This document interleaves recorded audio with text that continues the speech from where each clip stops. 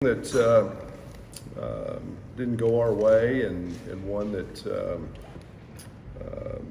really just about everything that could go bad did, from missed layups to fumbled balls to blown assignments. 16 games in, I was hoping that this team was mature enough we could avoid kind of emotional flat games, but they're bound to happen, and we just weren't good enough. And give Maryland credit, they were, but obviously not the same Illinois basketball team that we've seen, and we gave up 43 points off mistakes, and that's been so unlike us. But you learn from that, you grow, and then you get ready for the next one, and that's the beauty of league play. And in this league, it's always challenging. So you get a very talented Michigan team, led by Doug, and Doug's playing home games, and so we got him at home, and he's a very, very dynamic point guard. Namari Burnett at the 2. And then they're extremely big up front at the 3, 4, and 5. The Williams kid is coming off a game where he's 5 of 5 from the 3. So this team's very, very talented on the offensive side. They play with great pace, playing a lot of ball screens with Doug, and he's got jet fuel. He's quick, he's fast. We've got to do a better job guarding him than we did Young, but we'll bounce back. We'll hopefully be better on Thursday than we were Sunday.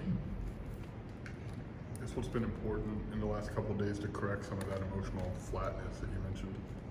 Yeah, I mean, I try not to. You bring it to their attention. You ask why.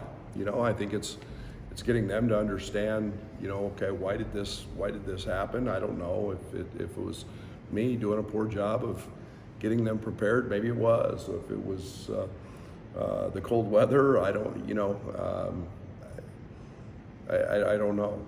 We were just a little bit disconnected. We were a little bit off. We were,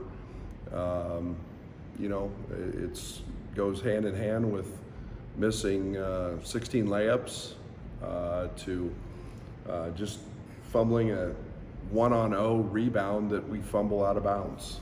And some nights you have those, and we haven't missed switches all year, and we just completely didn't communicate. So I think it's just talking about those things and getting their perspective of why we felt it happened. And this group's mature enough that we can handle that. And we've got to get. That's where we've got to have great energy to play this game the right way, and we didn't have that.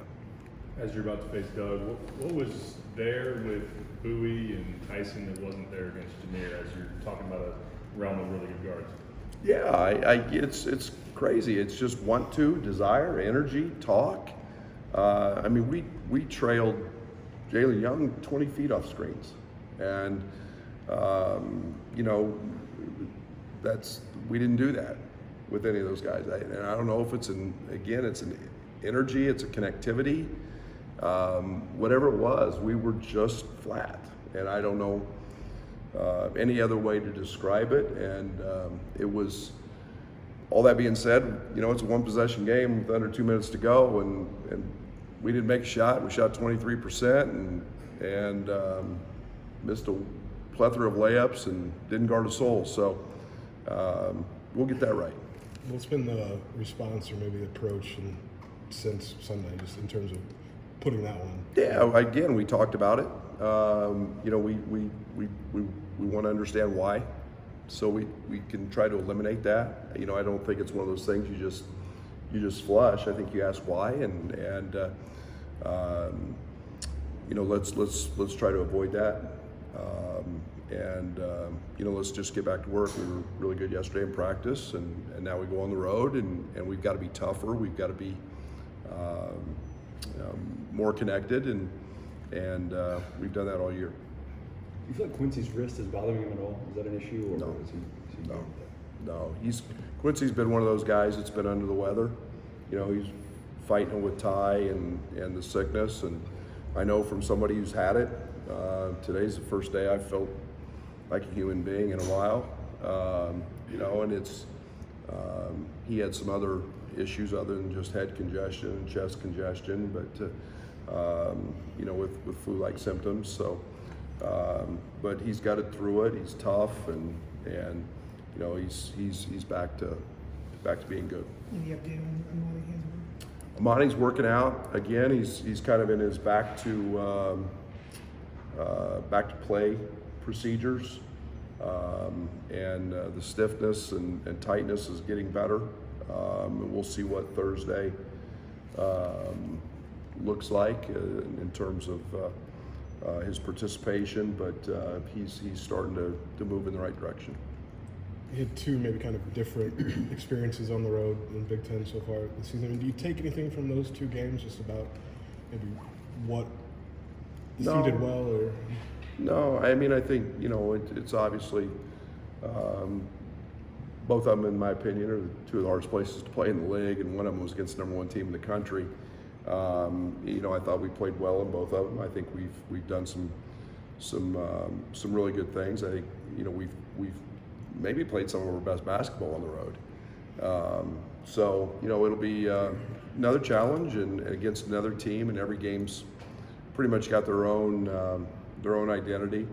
You know, this team's got a very big front court, very similar to what we just saw in Maryland. So we've got to guard that, and you know, we'll see what it presents. I know you mentioned Dre is one of those guys that have been under the weather. How's he feeling recently? Yeah, he's been good. He's again, this is kind of the nasty bug that's kind of hung around and lingered and made guys not feel great. But I think that Fletch and Paul have done a great job of, you know, keeping guys hydrated and back. Guys are pushing through it. You know, there's always a certain amount of fatigue with that nonsense that you can't fight. But I think we're as close to close to back to normal as we can be.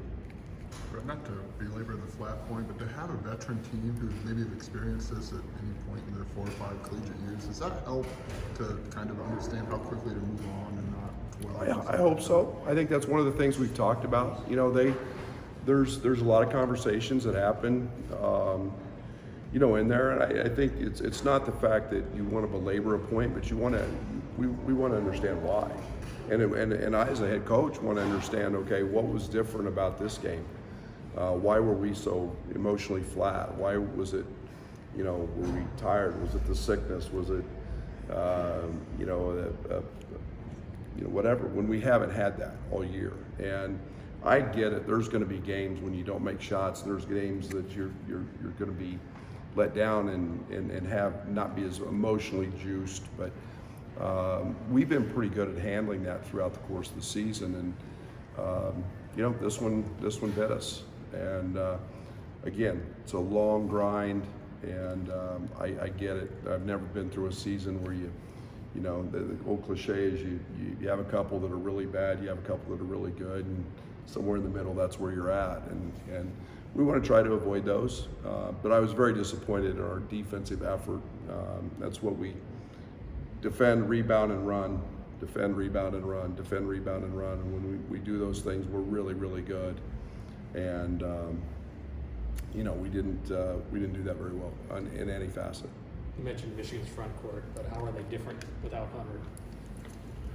Well, they're really faster, quicker. Reed is a guy who can move, and he's 265, 270 pounds. Olivier has given them an inside-outside threat at the 4 that has been. We know all about Olivier. We recruited him, and he's a very, very good player. Was a starter at Tennessee. You know, he's an option as a 4-man on the block. He can step out and shoot threes. And then Williams has blossomed you know, a terrific three-man, a guy that can really, really shoot it and space the floor. But you know, so they're not as reliant on their front court as they were with Hunter. You know, where they went to Hunter quite a bit. They pick and choose their spots, and they're more balanced across the front line than they have been in the past. But you bring Cheddar in, and he gives them a different look as a pick and pop five who can really shoot it. So there's a lot of versatility there in that group, and you know, they're a team that offensively has some skilled players there. It just seems like in watching Zach and Tyler are really like vocally active during the course of the game. Just a couple months into this, and then being able to step into that role. Like, what have your impressions been of what they had you guys on game day? Great. There's tremendous consistency with what we're doing on those sides of the ball. And again, Zach is focusing on the defensive side of things, the coverages, the so on and so forth. Tyler's handling a lot of the offensive stuff. And again, until the other game, until the Maryland game, I mean, we'd gone from, I think, 71-5 on the offensive side in terms of OER and national rank. We slipped, I think, with a wonderful second half performance to 10, and then we've been in the top 20 throughout defensively as well. And those guys have put analytics along with simple fundamental things that we do and just maximized it. And we've doubled down, and we've stayed very consistent, and there's one consistent voice. That's one of the great challenges we had with, and every assistant coach has a scout, but it's that consistent voice when those guys are gone recruiting, and this has helped keep that, and our players know where to go, and they know who to talk to about certain things, and that has really been what I think is a really strong facet of our program right now is our connectivity from players to coaches and offense to defense. A little off topic, we had 2024 signing class. Those three kids are putting together really good senior years. You've been tracking those. What do you think about the years? Oh, every game. Like I said, I think that Merez is having, and is part of a very successful team that is having a great year. And we know he's drawn. Night I went, he was drawing triple teams, and Jason has blossomed into just the terrific all-around player we thought he is. He's scoring points at a pretty good clip. I thought all along Jace was one of the most underrated players in the country and maybe one of the biggest steals.